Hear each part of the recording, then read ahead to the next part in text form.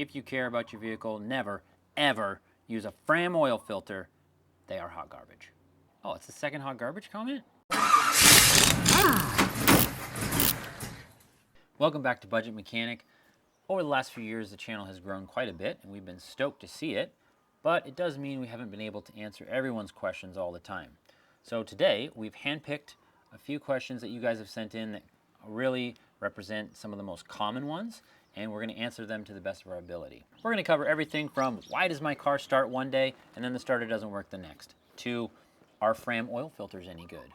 Which we found out is a topic that gets a lot of viewers' panties in a bundle, which you will find out as well if you stick around with us to the end. Before we get started, hit that alert bell and make sure you subscribe to Budget Mechanic, and go ahead and leave us a comment and you might be chosen on the next Q&A video. First question from Blue Blocka. My problem is the car will drive fine and then going uphill it won't accelerate or will shut off after a while of trying to accelerate. So, car has no power or dies when trying to accelerate or going up hills. Can be a lot of things. As always with these types of things, I check for check engine lights, because if there's a light you can scan it and it will tell you a lot about the problem. But if you don't have any check engine light, my first suspicion would be fuel pump, because it's fine on the flat, it's got enough pressure to get you going low power situations, but as soon as you want to accelerate or you want to go up that hill, the fuel pump can't keep up, and so then there's incorrect fuel air mixture and it can also cause your car to die. Now if you are interested, we do have a video on how to diagnose fuel pressure problems, which you can check out in the link above. Next question, Jill from Port Townsend, Washington. I only got the front brakes done so far and the grinding noise seems worse. Is it true that the pads should slide easily into the clampy clip thingies? Because they were a real bugger to even snap in and they're tight. Is filing the tabs down a good solution to this? I also heard you say that grinding noise is often from the rear brakes, so I got to tackle those next. But the fact that the grinding noise is worse after changing the front pads bothers me. Now I'm kind of afraid to keep driving this way. This is a very common question that I get a lot, where someone does their brakes because they hear a grinding noise and afterwards the grinding noise doesn't go away, or it even gets worse or starts squeaking or squealing. And I would say 90% of the time it is due to those little clips. They're the little metal retaining clips that the pads slide into, but they're very thin and can get bent easily, and if you put the pad in improperly or it doesn't fit correctly, it'll push the little clip into the rotor and start rubbing on the rotor as it's going around, and it'll sound like a grinding, scraping, squealing. And so you really want to get in there, physically check it out, and make sure nothing's rubbing. And to the other part of the question, how hard should it be to get those pads into the clips? It should not be a big fight. It should be firm, but nice and smooth. And for the last part, the rear brakes can do that scraping noise just as easily as the front. They're not necessarily any more common. Next question, Ice 2009. Hi Josh, I have a question. My RAV4 2017 LE is shaking, but only when I'm going 60 to 65 miles an hour. Why do you think it is doing that? Thank you, have a great day. You too, Ice. Could be a few things, but the fact that your car is making that shaking feeling at 60 to 65 miles an hour makes me think it's a spinning part. Once it gets up to that fast speed, it starts shaking. Something's off balance. My first go-to is usually tires, because tires just get little bulges or they get wear spots and then they're not perfectly round or balanced, and then you'll get that vibration at high speed.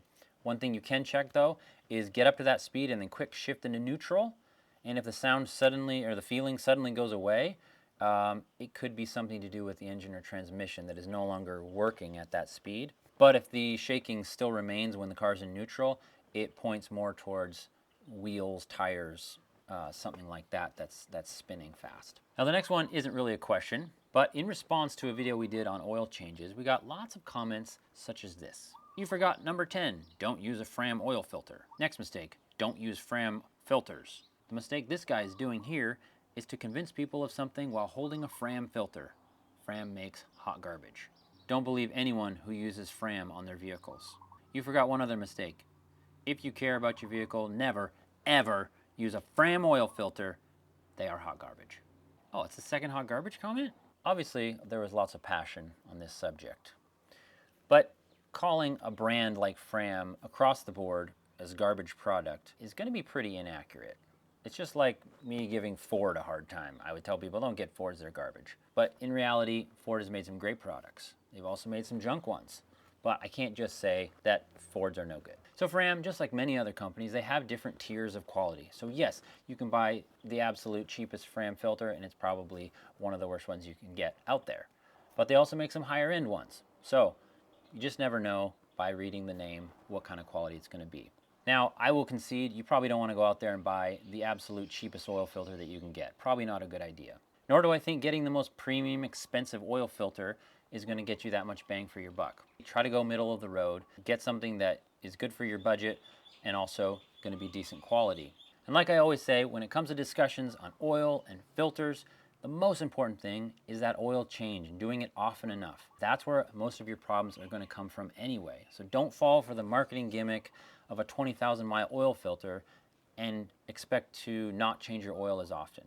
That's the most important thing, not the brand of your oil filter. Next question, Adrianelia says, are Bluetooth scanners any good? I assume she's referring to the OBD2 code reader scanners that you can get that are just a chip you plug into your OBD2 port on your car, and then it connects to your phone by Bluetooth, where you can get information on trouble codes. Some of the good ones have live data on how your engine is running, stuff like that.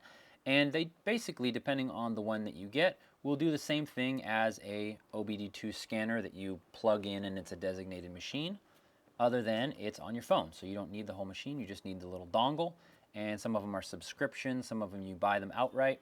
And they really are plenty good. I've tried a couple of them and they work just like they should, as long as you get the connection to your phone working, which is the one thing I don't like about them, where every time you want to scan your car, you've got to like make sure your Bluetooth is connected and that they're talking to each other, and it's just one extra step. So I prefer the hardline, plug it into your car, but they are great and some of them are pretty affordable as well.